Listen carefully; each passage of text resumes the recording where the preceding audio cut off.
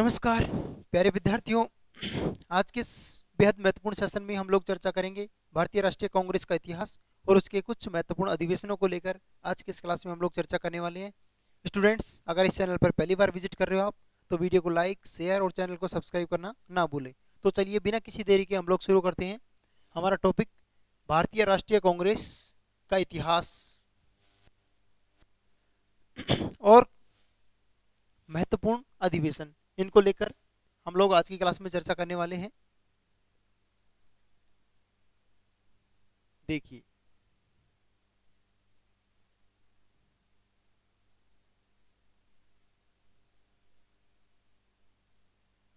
भारतीय राष्ट्रीय कांग्रेस की स्थापना एक अवकाश प्राप्त अधिकारी, यानी हम लोग बोल सकते हैं एक रिटायर्ड ऑफिसर था, और वो अंग्रेज अधिकारी एलन ऑक्टेवियन ह्यूम के द्वारा 1885 में की गई। एलन ऑक्टेवियन ह्यूम, जिसका शॉर्ट नाम हमको किताबों में देखने को मिलता है ए ओ ह्यूम, इसके द्वारा भारतीय राष्ट्रीय कांग्रेस की स्थापना की गई 1885 में 28 दिसंबर के दिन। 1885 में भी 28 दिसंबर के दिन। तो 28 दिसंबर को क्या होता है, इसका प्रथम अधिवेशन होता है, और वो होता है मुंबई में, ग्वालियर टैंक। मुंबई में एक जगह है ग्वालियर टैंक, वहां पर संस्कृत कॉलेज था, गोकुल तेजपाल संस्कृत कॉलेज में इसका प्रथम अधिवेशन होता है। इस प्रथम अधिवेशन में भारतीय राष्ट्रीय कांग्रेस का जो नाम था वो पहले क्या था, भारतीय राष्ट्रीय संघ के नाम से इसकी स्थापना की गई। परंतु दादा भाई नौरोजी, उनके सुझाव पर इसका नामकरण परिवर्तन करके भारतीय राष्ट्रीय कांग्रेस कर दिया गया। यानी भारतीय राष्ट्रीय संघ के स्थान पर क्या कर दिया गया, भारतीय राष्ट्रीय कांग्रेस कर दिया गया। और यहाँ से एग्जाम की दृष्टि से यह इंपॉर्टेंट सवाल बनता है प्यारे विद्यार्थियों कि कांग्रेस पार्टी यानी भारतीय राष्ट्रीय कांग्रेस का प्रारंभ में क्या नाम था। भारतीय राष्ट्रीय संघ, क्या नाम था, भारतीय राष्ट्रीय संघ। किसके सुझाव पर इसका नाम परिवर्तित किया गया, दादा भाई नौरोजी। इसकी स्थापना कब हुई, 28 दिसंबर 1885 को मुंबई के ग्वालियर टैंक गोकुलदास तेजपाल संस्कृत कॉलेज में इसकी स्थापना हुई। उसके बाद देखते हैं हम लोग मुंबई में होने वाले इस अधिवेशन में भाग लेने वाले अधिकतर नेता, वकील और पत्रकार थे। इस सम्मेलन में भाग लेने वाले सदस्यों की संख्या 72 थी। इस सम्मेलन में जो अधिकतर जिन लोगों ने भाग लिया वो क्या थे, बुद्धिजीवी यानी नेता और वकील थे। उनमें भाग लेने वाले सदस्यों की संख्या 72 थी, जिनमें सर्वाधिक सदस्य मुंबई के थे। जो 72 सदस्य थे उनमें सर्वाधिक सदस्य कहाँ के थे, मुंबई के थे। इसके अध्यक्ष यानी जो प्रथम अधिवेशन हुआ भारतीय राष्ट्रीय कांग्रेस का, उसके प्रथम अध्यक्ष थे व्योमेश चंद्र बनर्जी और सचिव थे A O Hume, Allan Octavian Hume. Fastly हम लोग रिवीजन करते हैं।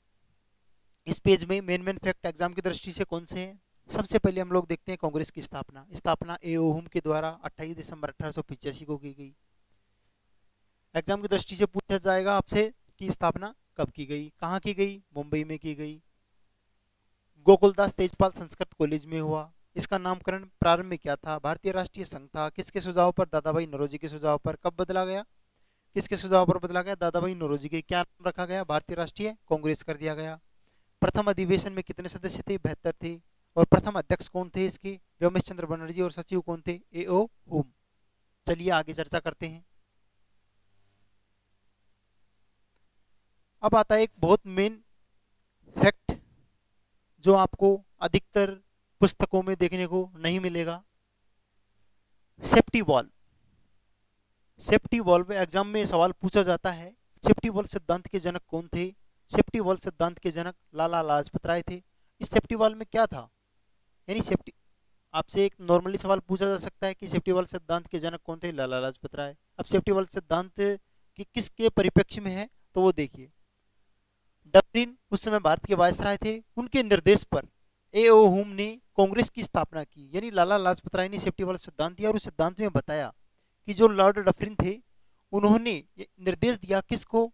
एक अवकाश प्राप्त अधिकारी, अंग्रेज अधिकारी था एलन ऑक्टेवियन हुम को, कि आप एक कांग्रेस एक ऐसी संस्था का निर्माण करो जिसका उद्देश्य भारतीय जनता में पनपता या बढ़ता असंतोष किसी उग्र रूप का धारण न करे और असंतोष इस ज्वाला को बिना किसी खतरे कांग्रेस रूपी सुरक्षा वाल से सहेज कर बाहर निकाला जा सके, यानी ऐसी संस्था का निर्माण किया जाए। उस समय भारतीय वायसराय लॉर्ड डफरिन ने हुम को निर्देश दिया कि जो इनका असंतोष है उसको वहीं एक संस्था से वहीं सहेजा जा सके। ये सिद्धांत था लाला लाजपत राय का। लाला लाजपत राय ने सेफ्टी वाल्व सिद्धांत दिया था और इसमें इस बात का उल्लेख किया।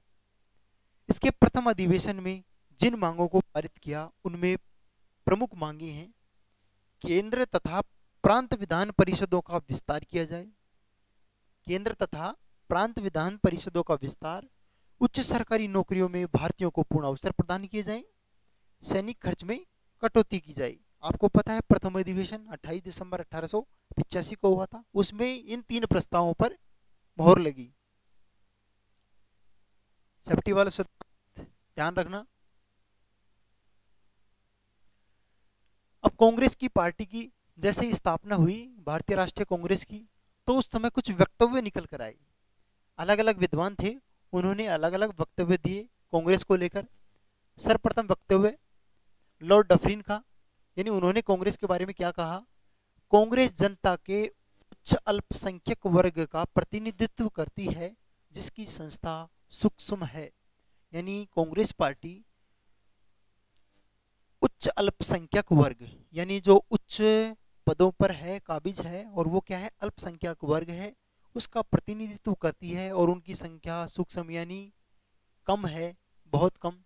अगला स्टेटमेंट आता है लॉर्ड कर्जन का। लॉर्ड कर्जन ने क्या कहा? देखिए कांग्रेस, भारतीय राष्ट्रीय कांग्रेस की स्थापना को लेकर, कांग्रेस अपनी मौत की घड़ियां गिन रही है। भारत में रहती हुई मेरी एक सबसे बड़ी इच्छा है कि मैं उसे शांतिपूर्वक मरने में मदद करूं। यह स्टेटमेंट भारतीय राष्ट्रीय कांग्रेस को लेकर लॉर्ड कर्जन का आया। बंकिम चंद्र, अगला स्टेटमेंट आता है बंकिम चंद्र चटर्जी के अनुसार, कांग्रेस के लोग पदों के भूखे हैं, यानी बंकिम चंद्र चटर्जी उन्होंने कहा था कि कांग्रेस में जो लोग काबिज हैं पदों पर, वो क्या है? भूखे हैं। बाल गंगाधर तिलक के अनुसार, यदि वर्ष में हम एक बार मेंढक की तरह टर्राएं, ये टर्राए हैं, तो हमें कुछ नहीं मिलेगा। ये बाल गंगाधर तिलक ने कहा था भारतीय राष्ट्रीय कांग्रेस को की स्थापना को लेकर लाला लाजपत राय। लाला लाजपत राय का स्टेटमेंट है, कांग्रेस सम्मेलनों की शिक्षित भारतीयों के वार्षिक राष्ट्रीय मेले की संज्ञा दी जा सकती है, यानी कांग्रेस को क्या कहा उन्हें, क्योंकि इसका एक वर्ष में एक अधिवेशन होता और उसमें शिक्षित भारतीयों के, और उसमें ज्यादातर लोग कहते शिक्षित एजुकेटेड भारतीय थे, तो उनको एक राष्ट्रीय मेले की संज्ञा किसने दी? लाला लाजपत राय ने। अश्विनी कुमार दत्त ने कहा कांग्रेस, भारतीय राष्ट्रीय कांग्रेस जो है वो 3 दिनों का तमाशा है। विपिन चंद्र पाल का स्टेटमेंट आता है, ये क्या है? याचना संस्था, यानी भारतीय है, इस संस्था के सामने गिड़गिड़ाएंगे और अपनी समस्याएं रखेंगे, ऐसा स्टेटमेंट था। अभी एग्जाम की दृष्टि से इंपॉर्टेंट है, यहाँ से सवाल पूछा जा सकता है कि कांग्रेस पार्टी को लेकर किसका स्टेटमेंट है कि कांग्रेस एक याचना संस्था है? विपिन चंद्र पाल, अश्विनी कुमार, लाला लाजपत राय, बाल गंगाधर तिलक, ऐसे 4 ऑप्शन होंगे आपके सामने। यह भी एग्जाम में पूछा जा सकता है, कांग्रेस के लोग पदों के भूखे हैं, ये किस विद्वान का स्टेटमेंट है? तो आपका आंसर होगा बंकिम चंद्र चटर्जी। अब हम लोग देखते हैं कांग्रेस के महत्वपूर्ण अधिवेशन।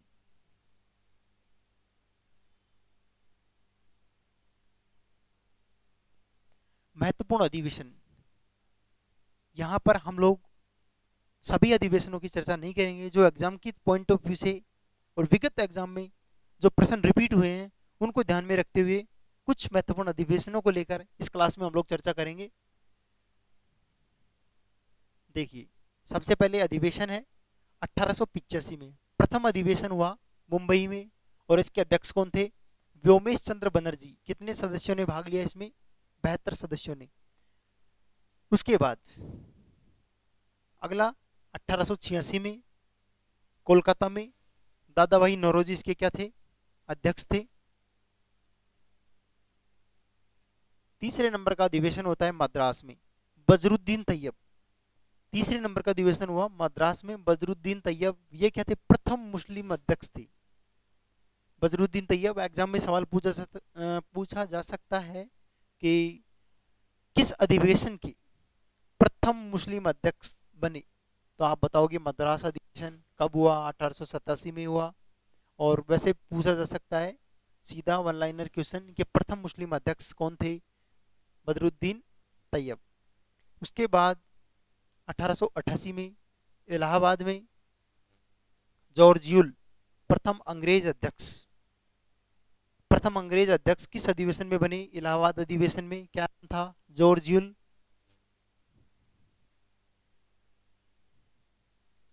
अब देखिए, उसके बाद है 1896 कोलकाता अधिवेशन। कोलकाता अधिवेशन की अध्यक्षता रहमतुल्लाह सयानी ने की। इस अधिवेशन की सबसे बड़ी खास बात है कि पहली बार वंदे मातरम गाया गया। पहली बार वंदे मातरम किस अधिवेशन में गाया गया? कोलकाता अधिवेशन में। कब हुआ? 1896 में हुआ। और इसकी अध्यक्षता किसने की? रहमतुल्लाह सयानी ने की। एक तो 1896 का याद रखना है आपको, और एक है 1911 का। ये दोनों क्या है? एक दूसरे से जुड़े हुए हैं। 1896 का अधिवेशन जो कोलकाता अधिवेशन था, उसकी अध्यक्षता रहमतुल्लाह सयानी ने की, और उसमें क्या गाया गया? वंदे मातरम। अब देखो 1911 जगह वही है कोलकाता, अध्यक्ष बदला विशन नारायण धर, और इसमें क्या गाया गया? जन गण मन। देखो उसमें तो क्या गाया गया? वंदे मातरम। 96 में हुआ, कोलकाता में हुआ, और इसकी अध्यक्षता रहमतुल्लाह सयानी ने की। ये वही साल बदला, जगह वही है 1911 कोलकाता, अध्यक्ष बदला विशन नारायण धर, और इसमें क्या गाया गया? राष्ट्रीय गान, और उसमें राष्ट्रीय गीत जन गण मन पहली बार किस अधिवेशन में गाया गया? 1911 के कोलकाता अधिवेशन में। इसकी अध्यक्षता विशन नारायण धर ने की। उसके बाद देखिए 1905 का अधिवेशन होता है वाराणसी, और इसके अध्यक्ष थे गोपाल कृष्ण गोखले। गोपाल कृष्ण गोखले महात्मा गांधी जी के राजनीतिक गुरु थे।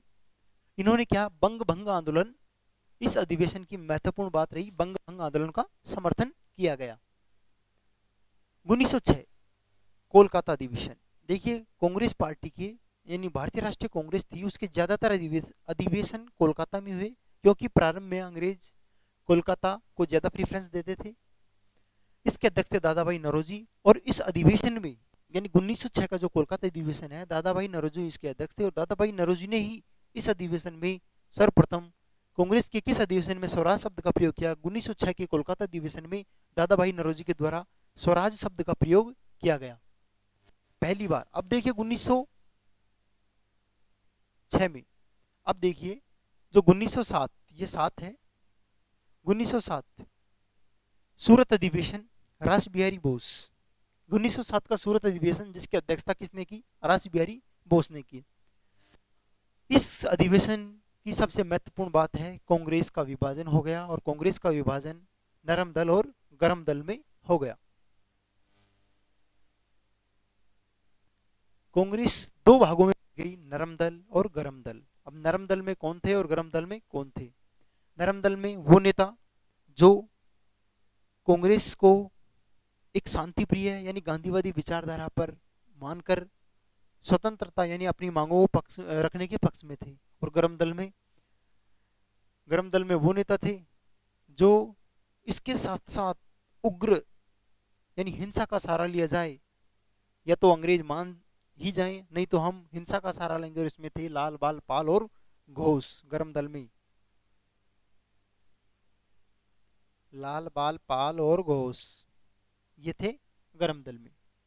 अब देखिए 1911 हम लोग चर्चा कर ही चुके इसकी। अब 1916 लखनऊ अधिवेशन बहुत महत्वपूर्ण अधिवेशन है।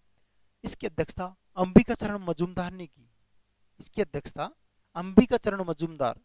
इसमें क्या होता है कि 1907 में जो विभाजन हुआ था किसका? कांग्रेस पार्टी का, नरम दल और गरम दल में दो भागों में बट गई थी। रास बिहारी बोस सूरत अधिवेशन में जिस कांग्रेस दो भागों में बट गई थी, वो कांग्रेस अब 1916 के लखनऊ अधिवेशन में वापस से उनके बीच समझौता हो गया। और ये समझौता देखो, मुस्लिम लीग, कांग्रेस, नरम दल और गरम दल के मध्य क्या हो जाता है, एक समझौता हो जाता है। और किसकी अध्यक्षता में समझौता होता है, अंबिका चरण मजूमदार की अध्यक्षता में समझौता होता है और कांग्रेस पार्टी फिर से एक हो जाती है।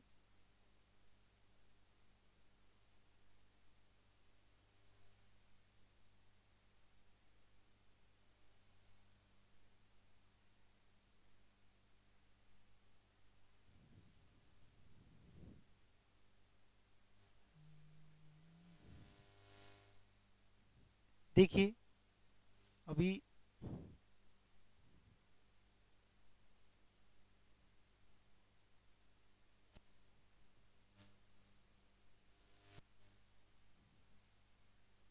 अब देखो कुछ तकनीकी इशू था। हाँ अब देखिए 1916 अंबिका चरण मजूमदार और लखनऊ अधिवेशन में कांग्रेस क्या हो गई, जो कांग्रेस 1907 के अधिवेशन में दो भागों में बटी थी वो पुनः एक हो गई और मुस्लिम लीग के साथ इनका समझौता हो गया। 1917 कोलकाता अधिवेशन, एनी बेसेंट प्रथम महिला अध्यक्ष। देखिए 1917 और 1925 ये दोनों अधिवेशन एक दूसरे से जुड़े हुए हैं। याद करने की दृष्टि से हम लोग आराम से इनको याद कर सकते हैं, कोरिलेट करके दोनों को। 1917 कोलकाता, एनी बेसेंट इसकी अध्यक्ष थी। अब ये क्या थी, प्रथम महिला अध्यक्ष थी। ये क्या है, विदेशी महिला थी एनी बेसेंट। और 1917 में कोलकाता अधिवेशन में इनको अध्यक्ष बनाया गया। वहीं 1925 में फिर अधिवेशन होता है, कानपुर में अधिवेशन होता है और सरोजनी नायडू को अध्यक्ष चुना जाता है।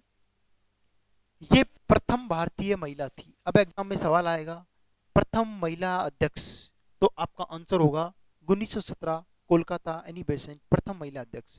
फिर उसके बाद आएगा प्रथम भारतीय महिला अध्यक्ष 1925 का कानपुर अधिवेशन, और कौन बनी, सरोजनी नायडू। तो आप लोगों को ये ध्यान रखना है। उसके बाद देखिए 1920 का नागपुर अधिवेशन, वीर राघवाचारी इसके अध्यक्ष बने और कांग्रेस के संविधान में परिवर्तन हुआ। और असहयोग आंदोलन, क्योंकि आपको पता है असहयोग आंदोलन इसी समय चला था, 21 में चला था। इस अधिवेशन में ये प्रस्ताव पास हुए। अब बहुत इंपॉर्टेंट अधिवेशन है बेलगांव अधिवेशन। महात्मा गांधी, कांग्रेस पार्टी यानी भारतीय राष्ट्रीय कांग्रेस थी जिसके इतने अधिवेशन हुए, उनमें से सिर्फ एक अधिवेशन और वो था बेलगांव अधिवेशन। बेलगांव कर्नाटक में पड़ता है। 1924 में पहली बार महात्मा गांधी जी अध्यक्ष बने। कौन से अधिवेशन में अध्यक्ष बने, ये सवाल एग्जाम में काफी बार पूछा गया है कि किस अधिवेशन के अध्यक्ष महात्मा गांधी जी बने। बेलगांव अधिवेशन कब हुआ, 1924 में। बेलगांव कहाँ पड़ता है, कर्नाटका, वर्तमान में भारत के कर्नाटका राज्य में बेलगांव पड़ता है। ठीक है, 1925 की हम लोग चर्चा कर ही चुके हैं। कानपुर में हुआ, सरोजनी नायडू इसके अध्यक्ष बनी और ये प्रथम भारतीय महिला थी, जबकि एनी बेसेंट थी 1917 कोलकाता अधिवेशन की। उसके बाद महत्वपूर्ण अधिवेशन है और अधिवेशन जिसकी अध्यक्षता प्रथम भारतीय प्रधानमंत्री जी, स्वतंत्र भारत के प्रथम प्रधानमंत्री जी जवाहरलाल नेहरू के द्वारा। इस अधिवेशन में सबसे मेन रही पूर्ण स्वराज की मांग, यानी पहली बार किस अधिवेशन में पूर्ण स्वराज की मांग को उठाया गया, किसके द्वारा, जवाहरलाल नेहरू जी के द्वारा। ये लाहौर अधिवेशन था और इसमें पूर्ण स्वराज की मांग की गई। उसके बाद आता है कराची अधिवेशन 1931 में, यानी कांग्रेस के जो दो अधिवेशन थे जो पाकिस्तान में हुए, 1929 का लाहौर अधिवेशन और 1931 का कराची अधिवेशन। कराची अधिवेशन की प्रथम भारतीय उप प्रधानमंत्री जी ने अध्यक्षता की, वल्लभ भाई पटेल जी थे और गृह मंत्री भी थे, उन्होंने इसकी अध्यक्षता की। और इस अधिवेशन में महत्वपूर्ण प्रस्ताव पास हुआ। मौलिक अधिकारों का प्रस्ताव किस अधिवेशन में पास हुआ, 1931 के कराची अधिवेशन में मौलिक अधिकारों का प्रस्ताव पास हुआ। जबकि 1929 के कांग्रेस की लाहौर अधिवेशन में पूर्ण स्वराज का प्रस्ताव पास हुआ, उसमें जवाहरलाल नेहरू जी थे और 1931 के कराची अधिवेशन में वल्लभ भाई पटेल जी थे। 1937 का फैजपुर, ये सवाल भी काफी बार पूछा गया है कि फैजपुर किस राज्य में पड़ता है, यूपी राज्य में फैजपुर पड़ता है। 1937 का फैजपुर अधिवेशन जिसकी अध्यक्षता जवाहरलाल नेहरू जी के द्वारा की गई। पहली बार गांव में, यह बड़ा इंपॉर्टेंट सवाल है। कांग्रेस के जितने भी अधिवेशन हुए, जो सभी अधिवेशन मुख्यतः भारत के बड़े शहरों में आयोजित किए गए, परंतु एक मात्र ऐसा अधिवेशन यूपी का फैजपुर अधिवेशन कांग्रेस का 1937 में, जो पहली बार गांव में आयोजित किया गया। अंतिम अधिवेशन 1947 का मेरठ का।